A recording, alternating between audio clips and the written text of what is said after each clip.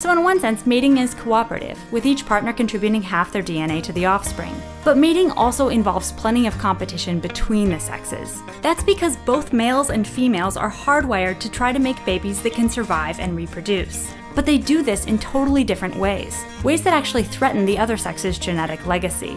For males, it's all about quantity. Sperm are easy to mass produce, and most males spend little time or energy parenting, so their best mating strategy is to breed in bulk. The more offspring they have, the better the odds that some will thrive. For most females, this strategy doesn't work because they have a limited supply of eggs and spend lots of time and energy caring for their young. Instead, females want to make sure that they can get the best dad for every one of their offspring. Some choose only to mate with the biggest, flashiest, or best behaved males. Others mate with multiple males and then choose a winner. Chickens, for instance, can selectively squirt out sperm from subpar suitors. But the pickier females are, the tougher it is for the average male to make babies. So males have evolved ways to limit females' discretion. In some species, males take their mates through brute force, while males in other species take the slightly less unsavory approach of obsessively following their mates around to keep other suitors away.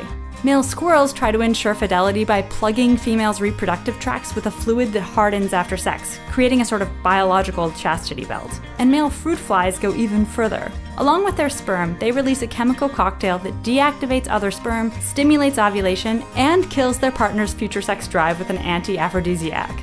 In response, females develop counter strategies to regain the upper hand, or wing, or paw. Some female squirrels, for instance, have figured out how to pluck out their chastity plugs. And in other species, like ducks and hyenas, females have evolved maze-like reproductive tracts that require their full cooperation to navigate. Males evolve in response, and the sexual arms race keeps escalating, which explains why some ducks have penises that look like this. In general, the more promiscuous a species' males are, the choosier the females, and the more intense the sexual arms race.